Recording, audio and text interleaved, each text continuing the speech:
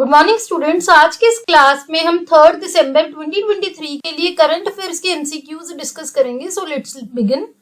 The first question is the headquarters of the international criminal police organisation, जिसको in short interpol बोलते हैं, is situated in which country.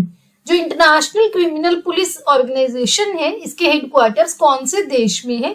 Option A है France, option B है Indonesia, option C है Cambodia and option D है Thailand. यहाँ पर आप देख सकते हैं, सबसे पहले तो ये क्यों न्यूज में था। जो 91st जनरल असेंबली मीटिंग थी इंटरपोल की, जो कि शॉर्ट फॉर्म है इंटरनेशनल क्रिमिनल पुलिस ऑर्गेनाइजेशन की, इसकी रिसेंटली मीटिंग हुई है वियना में। वियना कहाँ पर है? ऑस्ट्रिया में। ऑस्ट्रेलिया नहीं, ऑस्ट्रिया।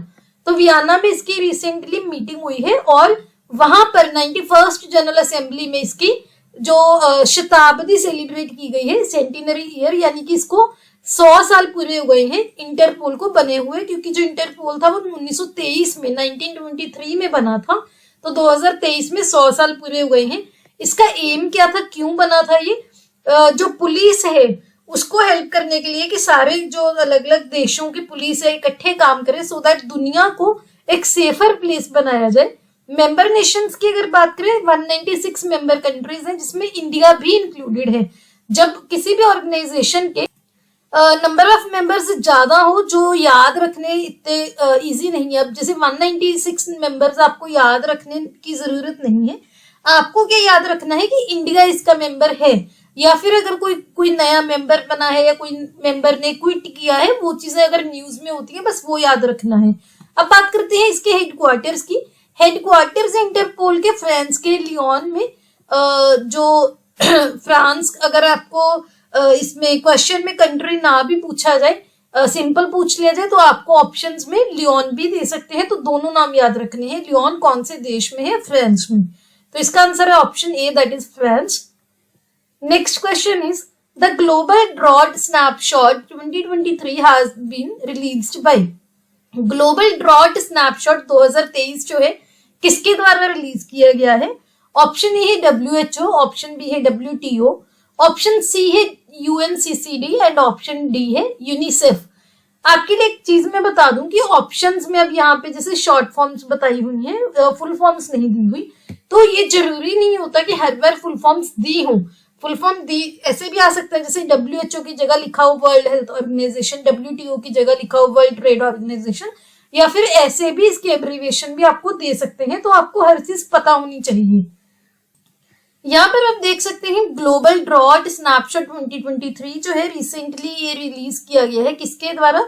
UNCCD के द्वारा, जिसकी फुल फॉर्म है United Nation Convention to Combat Desertification. UNCCD जो है ये 1992 की अर्थ समिट हुई थी जो रियो दी जनेरो में, वहां पर इसकी स्थापना की गई थी।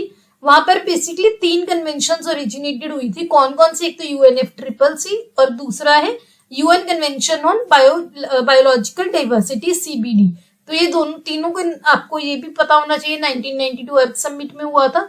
ये अपनी इन्वायरमेंट की बुक्स में आप पढ़ते भी होंगे। और ये रिपोर्ट के कौन रिलीज की है, किसने रिलीज की है? UNCCD ने। तो इसका आंसर है ऑप्शन सी, यानी कि UNCCD। Next question is the global green credit initiative GGCI at COP21 of UNFCCC has been launched by। Global green credit initiative recently UNFCCC का जो COP यानी कि कॉन्फ्रेंस ऑफ पार्टीज हुई है 28th addition, वो किसके द्वारा लॉन्च किया गया है? जो GGCI है। ऑप्शन ए है UAE, ऑप्शन बी है जर्मनी, ऑप्शन सी है फ्रांस एंड ऑप्शन डी है इंडिया। यहाँ पर आप देख सकते हैं ग्लोबल ग्रीन क्रेडिट इनिशिएटिव जो है ये इंडिया के द्वारा लॉन्च किया गया है COP28 पर, जो कहाँ पर हो रही है? UAE में, यूनाइटेड अरब एमिरेट्स में। और ये COP28 UNFCCC की है। जो ग्लोबल ग्रीन क्रेडिट इनिशिएटिव है, ये एक इंटरनेशनल प्लेटफॉर्म की तरह सर्व करेगा। किस चीजों के लिए? अलग अलग नई नई इन्वायरमेंटल प्रोग्राम्स के लिए, कोई नए इन्वायरमेंटल इंस्ट्रूमेंट्स है, कोई कोलैबोरेशन करनी है इन्वायरमेंट के related. Global green credit initiative को global platform for nature's ecological transformation भी बोला जाता है। इसका एम क्या है? कन्वेंशनल अप्रोच है, या कन्वेंशनल होती है जो ट्रेडिशनल, जो अप्रोच यूज होती है नॉर्मली। सो जो कन्वेंशनल अप्रोच है कि हम क्या करते हैं, कार्बन एमिशंस पर फोकस करते हैं कि हमने कार्बन को एमिट करना है, उसको रिप्लेस करना है किससे, ब्रॉडर एक वाइड उसको रेंज को उसमें आपको कवर करना है, ब्रॉडर स्पेक्ट्रम कवर करना है एफर्ट्स का, और इसको इंसेंटिवाइज भी करना है। यानी कि अगर कोई ऐसा कोई भी एफर्ट कर रहा है जिसकी वजह से ग्लोबल ग्रीन क्रेडिट इनिशिएटिव में कोई हेल्प मिल रही है या इन्वायरमेंट के रिलेटेड, तो उसको इंसेंटिवाइज भी किया जा सकता है, उसको इंसेंटिव भी दिया जा सकता है, कोई रिवॉर्ड दिया जा सकता है। तो इसका आंसर है option D, that is India. Next question is India proposed to host conference of parties COP of UNFCCC in which year. India ने हाल ही में जो COP 28 हुई है UAE में, वहां पर प्रपोज किया है कि हम COP जो है UNFCCC की होस्ट करना चाहते हैं कौन से साल में। ऑप्शन ए है 2024, ऑप्शन बी है 2026, ऑप्शन सी है 2027 एंड ऑप्शन डी है 2028। यहाँ पर आप देख सकते हैं UNFCCC की 28th कॉन्फ्रेंस में जो रिसेंटली हो रही है UAE में, वहां पर इंडिया ने प्रपोज किया है कि हम 2028 में जो COP 33rd होगी UNFCCC की, वो होस्ट करना चाहेंगे। COPs क्या होती हैं? ये UNFCCC यानी कि United nation framework Convention on Climate change के अंडर एक मीटिंग्स की जाती हैं, मीटिंग बोल सकते हो, फॉर्मल मीटिंग, मल्टीलिटरल ट्रीटी होती है जो कि 1992 में अडॉप्ट की गई थी। ये जो मीटिंग्स है फॉर्मल मीटिंग्स की तरह सर्व करती हैं कॉन्फ्रेंस ऑफ द पार्टीज की।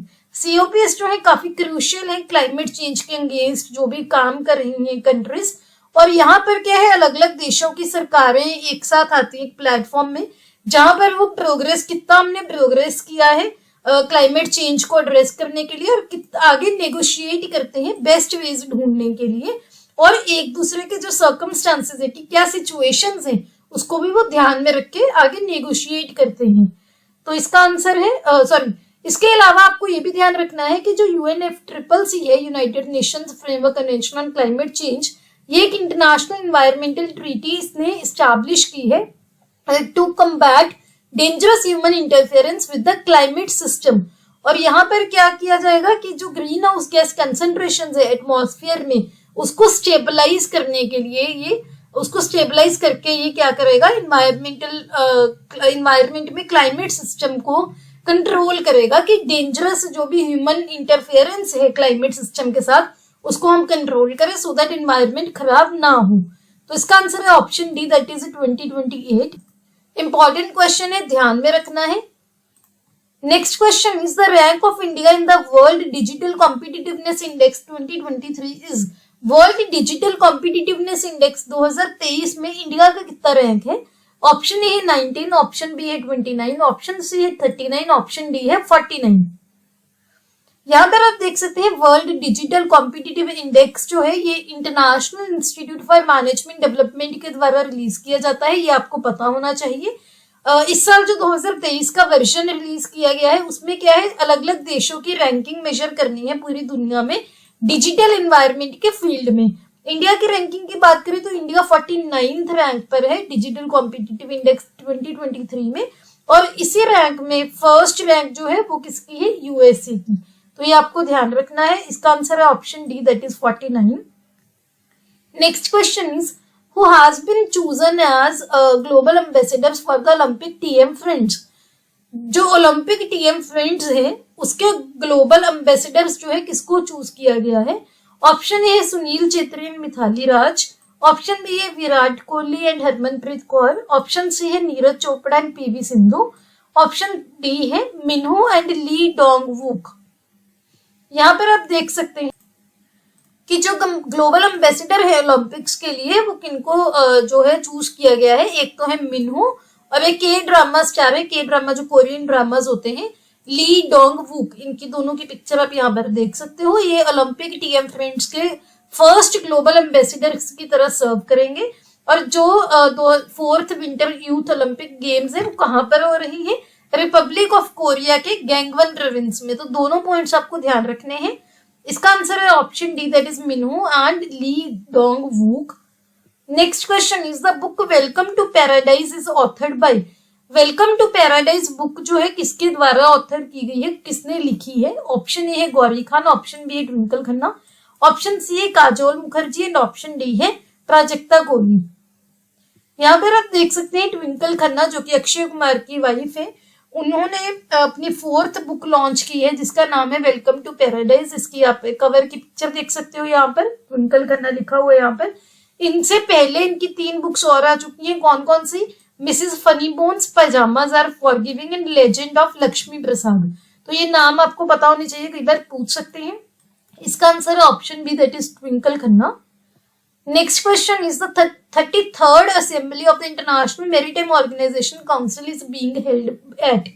जो इंटरनेशनल मैरीटाइम ऑर्गेनाइजेशन काउंसिल है उसकी 33वीं असेंबली कहाँ पर हो रही है? ऑप्शन ए है जिनेवा, ऑप्शन बी है लंदन, ऑप्शन सी है दिल्ली एंड ऑप्शन डी है न्यूयॉर्क।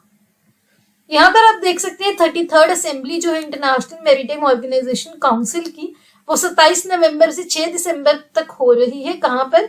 इंटरनेशनल मैरीटाइम ऑर्गेनाइजेशन के हेडक्वार्टर्स में जो कि है लंदन में। लंदन इंडिया ये इसलिए न्यूज में था क्योंकि इसी काउंसिल में इंडिया की री इलेक्शन हुई है, यानी कि इंडिया दोबारा जो है वो चुना गया है council of the International Maritime Organisation में। इंडिया को हाईएस्ट नंबर ऑफ वोट मिली थी इलेक्शंस में 2024-25 के सेशन के लिए।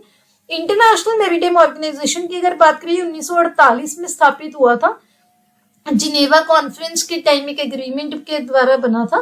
इंडिया ने आईएमओ जो है ज्वाइन किया था 1959 में और इसके हेडक्वार्टर्स है लंदन में, अभी हमने बात की।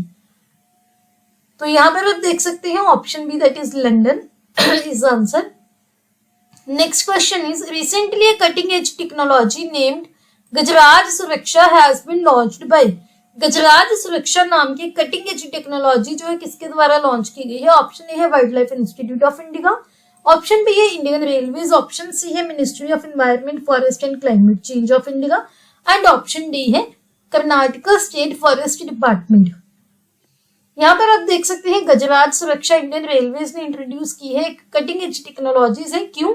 जो एलिफेंट एक्सीडेंट्स होते हैं, हाथी के जो एक्सीडेंट होते हैं रेलवे ट्रैक्स पर, उसको बचाने के लिए इंडियन रेलवे प्लान कर रहा है कि ये जो सिस्टम है ये वेस्ट बंगाल, उड़ीसा, झारखंड, असम, केरला, कुछ छत्तीसगढ़ के पार्ट्स और कुछ तमिलनाडु के पार्ट्स पर और जो है इंट्रोड्यूस किया जाएगा, क्योंकि वहां पर जो है नंबर ऑफ एलिफेंट्स ज्यादा है इंडिया में।